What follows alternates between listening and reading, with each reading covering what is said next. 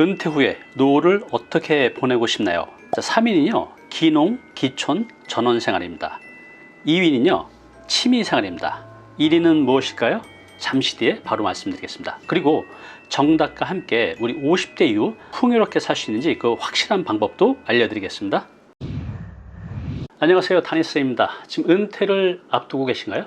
은퇴 후의 삶 한번 생각해 보신 적 있으세요? 분명한 건요, 내가 생각한 것과 실제로 닥쳐왔을 때는요 완전히 다르다는 겁니다. 자, 오늘은요 은퇴 후에 단 하나만 갖추면 굉장히 행복하게 풍요롭게 살 수 있거든요. 그것이 무엇인지 알려드리겠습니다. 노후에 어떻게 보내고 싶으신가요? 네, 만 45세 69세의 서울시민 대상으로 앙케이트 조사를 했는데요, 1위는요 바로 여행이었습니다. 여행. 네, 자, 그러면 이렇게 그토록 원했던 여행 1년 뒤에도 여전히 좋을까요? 제가 많은 퇴직자들을 만나봤잖아요. 그들의 말에 따르면 전혀 그렇지 않다고 합니다. 왜 그럴까요? 그 이유는요, 나에게 직장이라는 일상이 없어졌기 때문이라고 합니다. 나에게 일상이 없다면 그토록 원했던 그 여행도 몇 번 다녀보면 질리게 된다고 해요. 자, 우리가 여행 떠나는 거 왜 즐겁고 행복할까요? 그것은 여행이 비일상이기 때문에 그렇습니다. 내가 하는 의미 있는 일상이 있기 때문에 여행이 비일상이 되고, 그래서 여행이 더 큰 기쁨과 만족감으로 찾아오는 거죠. 제가 나가는 모임에 올해 61살 되신 분이 있었습니다. 이분은 3년 전에 퇴직을 2년 정도 앞두고 계셨어요. 나갈 때마다 이분이 저한테 이런 말씀을 하셨습니다. 이제 퇴직이 2년 정도 남았는데 퇴직하면 천국을 여행 다니면서 매주 여행을 다니겠다고 그렇게 노래를 부르셨습니다. 그때 그분의 그 얼굴이 아주 행복이 가득 찬 게 보였거든요. 그리고 드디어 작년 9월 정년퇴직을 하셨습니다. 본인이 말씀하신 대로 여행을 마음껏 다녔죠. 자, 그리고 올 3월에 모임에서 그분을 만났어요. 제가 그분께 여쭤보았습니다. 선생님, 소원대로 매주 지금 여행 다니시니까 행복하시겠어요? 아, 네. 말씀은 네라고 했지만 그렇게 행복해 보이진 않았어요. 얼굴에서 그 표정이 보였거든요. 제가 여쭤봤습니다. 요즘도 매주 여행 다니시나요? 솔직히 지금은 여행 잘 안 가요. 아니, 왜요? 무슨 일 있으신가요? 아니, 그건 아니고요. 한참 이렇게 침묵을 지키시다가 이렇게 말씀하셨습니다. 솔직히 처음 두세 달은 정말 좋았어요. 그런데요, 직장 다닐 때는 1년에 두세 번 휴가 내서 여행 갈 때는 정말 천국 같았죠.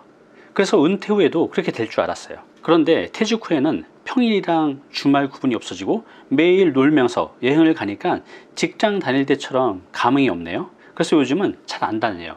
이렇게 말씀을 하셨습니다. 자, 그렇습니다. 여행은요, 우리가 일상에서 벗어나는 거거든요.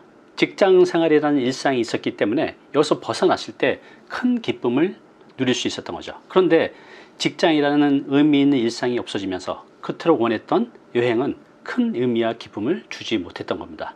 자, 그런데 한 달 전에 그분에게서 전화가 왔어요. 그분이 아주 활기찬 목소리로 이렇게 말씀하셨습니다. 저 요즘 여행 다시 다녀요. 예전 직장 다닐 때처럼 정말 설레고 행복해요. 이렇게 말씀하셨습니다. 그러세요? 무슨 변화가 생긴 건가요? 사실은 저 요즘에 주중에는 지역 봉사활동을 하고 있어요. 그런데 봉사활동하고 여행의 재미를 다시 찾는 거하고 무슨 관계가 있죠? 잘 모르겠지만 하여간 이제 여행이 다시 기다려져요. 이렇게 아주 활기차게 말씀을 하셨습니다. 자, 왜 봉사활동을 했을 뿐인데 여행이 다시 즐거워졌을까요? 그 이유는요, 매주 하는 봉사활동이라는 의미 있는 일상이 생겼기 때문입니다. 그래서 비일상인 여행이 다시 설레고 행복해진 거죠. 우리가 그토록 원했던 여행, 이것도요, 일상이 받쳐줘야만 진정한 기쁨을 누릴 수 있다고 합니다. 이 말에 공감이 되시나요? 우리가 퇴직을 해도 죽는 날까지 정말 의미 있는 삶, 또 행복한 삶을 위해서는요, 매일의 의미 있는 일상이 필요합니다. 그래야만 가끔씩 찾아오는 여행이라는 비일상을 더 행복하게 느낄 수 있고 누릴 수가 있습니다. 일상은 우리가 매일 루틴하게 돌아가는 일들이죠. 직장 생활도 일상이고, 누군가에겐 창업도 일상이고, 봉사활동도 일상이죠. 특히나 우리가 은퇴해서 그냥 일상이 아니라 이런 의미 있는 일상이 꼭 필요한데요, 여기서 의미 있는 일상이란 무엇이냐면요, 내 일상에서 꾸준히 성장하고 꾸준히 성취감을 느낄 수 있어야 이것이 의미 있는 일상이 됩니다. 예를 들어서 우리가 은퇴 후에 할 수 있는 것들이 뭐가 있을까요?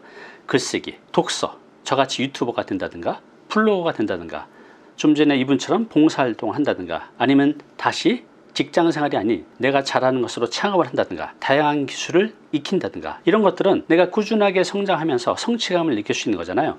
이런 일상이 필요합니다. 자, 조금 다른 얘기인데요. 최고로 가치 있는 삶, 이렇게 살면 너무 행복하겠죠.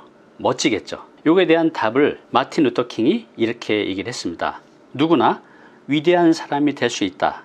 왜냐하면 누구나 남에게 필요한 존재가 될 수 있기 때문이다. 누군가에게 필요한 존재가 된다면 우리는 위대한 사람이 될 수 있다는 거죠. 자, 그러면 우리가 의미 있는 일상을 통해서 내가 지속적으로 성장하고 성취하는 삶을 살아간다고 하면 나의 경험과 지식과 노하우를 누군가에게 선한 영향을 펼칠 수가 있잖아요. 이로 인해서 누군가에게 긍정적인 영향을 줄 수 있습니다. 내가 의미 있는 일상을 통해서 성장하고 성취하고 일단 내가 너무나 행복하죠. 그런데 이것을 나만 누리는 것이 아니라 내가 누렸던 것들, 이를 통해서 내가 알게 된 것들을 공유하는 삶, 그래서 누군가를 더 좋게 만들어주는, 누군가에게 긍정적인 영향을 주는 삶, 이것이 최고의 가치 있는 삶이라는 거죠. 의미 있는 일상을 통해서 지속적인 성장과 성취, 이를 통해서 누군가에게 선한 영향력을 펼치는 삶, 이것이 바로 최고의 가치 있는 삶이라는 겁니다.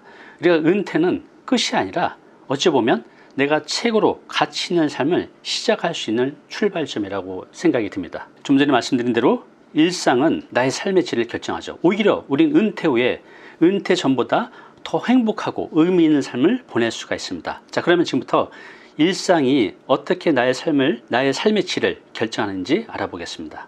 자, 첫 번째는요, 건강해질 수 있습니다. 우리 50대에 은퇴하면 나이가 들수록 건강이 가장 큰 관심사잖아요. 자, 그런데 우리가 직장을 다닐 때는 하루 대부분을 아주 활동적으로 보냅니다. 규칙적으로 회사에 나가고 점심 먹고 퇴근하고, 그런데 이것이 나의 건강을 유지하는 데 아주 큰 도움이 된다고 합니다. 자, 그런데 은퇴 후에는 이런 일상이 깨집니다. 그래서 불규칙적으로 생활하게 되죠. 이래서 직장 다니셨던 분들이 은퇴하시면서 건강이 안 좋아지는 경우가 굉장히 많이 발생한다고 합니다. 자, 두 번째는요, 사회적 관계입니다.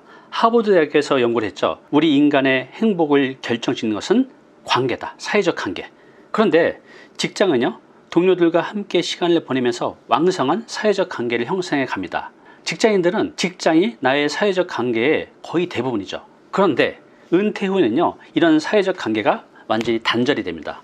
그래서 이로 인해서 큰 상실감과 외로움과 우울감 때문에 힘들어하시는 분들이 굉장히 많죠. 그런데 내가 이런 의미 있는 일상을 보내면서 내가 사회에 참여하게 되고 타인과 연결하게 되면서 인간관계의 질과 양을 높이면서 아주 행복하게 살 수 있다고 합니다. 세 번째는요, 경제적 안정입니다. 자, 일상은요, 은퇴자의 경제적 안정에도 큰 도움이 됩니다. 왜냐하면 우리가 이런 의미 있는 일상을 통해서 수입을 만들어낼 수가 있죠. 저도 지금 유튜버잖아요. 또 블로거를 2년 3년 하셨던 분들도 일정 수익을 만들어내죠. 이를 통해서 책도 출간하고 또 강의도 하고 상담도 하고 컨설팅도 하면서 살아가시는 분들이 굉장히 많죠. 의미 있는 일상이 누적이 되면요, 그게 힘이 돼서 경제적인 수입이 만들어진다는 거죠.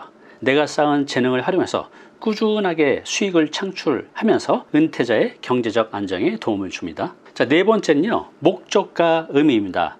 우리가 이제 직장에서 일하는 사람들은요, 자신의 일이 조직과 사회에 기여하고 있다는 느낌이 생기기 때문에 굉장히 뿌듯하죠. 나의 삶에 대한 목적과 의미를 제공하게 되죠. 그런데 은퇴 후에는 이런 목적과 의미가 그냥 바로 사라지게 되죠. 그래서 굉장히 힘들어해요. 그런데 내가 의미 있는 일상을 통해서 다시 의미 있는 활동을 찾고 그 활동을 통해서 내 삶의 목적과 의미를 찾을 수가 있습니다. 마지막 다섯 번째는요, 삶의 활력입니다. 은퇴자들 보면요, 공통점이 활력이 없어요. 왜 그렇죠? 은퇴 후에는 직장 생활에서 얻은 소득이나 사회적 역할이 사라지기 때문에 이로 인해서 또 무기력증, 또 우울감 때문에 힘들어합니다. 그런데 의미 있는 일상을 통해서 다시 의미 있는 목표를 설정하고 이를 달성해 감으로써 삶의 활력을 유지할 수 있습니다. 네, 지금 5가지 일상을 만들게 되면 내 삶에 어떤 유익이 있는지 말씀을 드렸어요. 공감이 되시죠? 자, 그러면 이런 질문을 하실 거예요. 그럼 나는 그런 일상을 어떻게 만들 수 있죠? 네, 그 해답도 바로 드리겠습니다. 첫 번째는요, 취미 생활입니다. 지금 이 남자분이 기타를 치고 있어요. 네, 취미 활동은요, 우리에게 즐거움을 느끼게 하고 또 스트레스를 해소하고 새로운 것을 배울 수 있게 됩니다. 뭐가 있을까요? 등산, 여행, 독서, 미술, 요리, 이렇게 다양한 취미 활동을 통해서 우리의 일상에 활력을 불어넣을 수 있고요. 자신의 역량도 개발할 수 있습니다. 결국 내 취미가 어느 정도 임계치를 넘게 되면요, 준 전문가로서 다양한 활동을 할 수 있습니다. 제가 아시는 분도 이분처럼 회사 다니면서 기타를 오랫동안 쳐왔는데 은퇴 후에 본격적으로 기타를 치면서 지금 단지 내 상가에서 조그만 상가를 하나 임대받아서 기타 교습소를 하고 있는데요. 물론 큰 돈은 안 되죠. 그렇지만 그래도 한 달에 한 50에서 100만 원 정도 하면서 내가 의미 있는 활동을, 또 의미 있는 사람들과 만나서 즐거움을 함께 나누고 있다고 합니다. 또 한 분은요, 제가 아시는 분이 독서가 취미였어요. 직장 다니실 때. 근데 은퇴 후에 좀 적적해서 지역 독서 모임에 나가게 됩니다. 근데 이분이 이런 생각을 한 겁니다. 내가 독서 모임의 참여자가 아니라 나도 독서 모임 한번 이끌어 볼까? 그래서 이분이 2년이 지나서 지금은 2개의 독서 모임에 참여를 하는 게 아니라 이끌고 있습니다. 그래서 이 모임을 통해서 한 달에 얼마 정도 버세요? 여쭤봤더니 많이는 못 번다 하더라고요. 한 150 정도의 수입이 생긴다고 하는데 하나 정도를 더 이끌어서 한 달에 한 200에서 300 정도 버는 걸 목표라고 합니다. 근데 이분 말씀이 물론 돈도 너무 소중하지만 내가 이렇게 의미 있는 활동을 통해서 사람들과 좋은 교제를 하는 게 너무너무 행복하다고 합니다. 네, 제가 아는 분이 은퇴 후에 직장에서는 부장으로서, 팀장으로서 굉장히 활동적으로 일을 하다가 좀 조기 퇴직을 하게 됐어요. 50대 중반에. 그래서 갑자기 찾아든 퇴직, 그리고 사회적 단절 때문에 우울증으로 정신과 치료까지 받을 정도였습니다. 그런데 지금 이분이요, 천국에 살고 있다고 합니다. 무슨 일이 있었을까요? 네, 바로 봉사활동 덕분입니다. 제가 여쭤봤어요.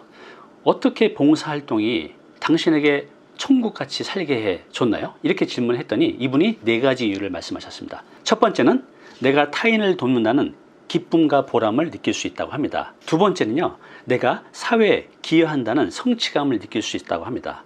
세 번째는요, 나 자신을 돌아볼 수 있는 소중한 기회가 되었다고 하네요. 내가 다른 사람을 돕기 위해서 노력하는 과정에서 내 자신의 가치와 능력을 다시 한번 확인할 수 있었다고 합니다. 마지막 4번째는요, 새로운 사람들을 만나고 교류할 수 있는 기회. 그래서 그분들하고 양가 질의 관계를 통해서 너무너무 행복해졌다고 하는 거죠. 이 4가지 이유 때문에 이분은 봉사활동을 통해서 지금은 천국에 살고 있다고 하네요. 우리가 새로운 기술을 배우거나 학위를 취득함으로써 지적인 자극을 받을 수가 있죠. 자, 이를 통해서 자신의 전문성을 높여서 새로운 창업에 도전할 수도 있고요. 또 재취업의 기회를 모색할 수도 있습니다. 자, 4번째는요, 창업입니다. 자, 창업은요, 자신이 가진 기술이나 경험을 바탕으로 창업을 통해 새로운 도전을 할 수 있습니다. 창업은요, 자신의 잠재력을 발휘하고 또 자아 실현할 수 있는 아주 좋은 방법이죠. 자신이 가진 기술이나 또 경험을 바탕으로 창업을 통해서 은퇴자는 새로운 삶의 목표를 설정하고 삶의 활력을 유지할 수도 있습니다. 자, 마지막 5번째는요, 모임입니다. 모임에서 새로운 사람을 만나는 거죠. 모임은 여러 가지가 있겠죠.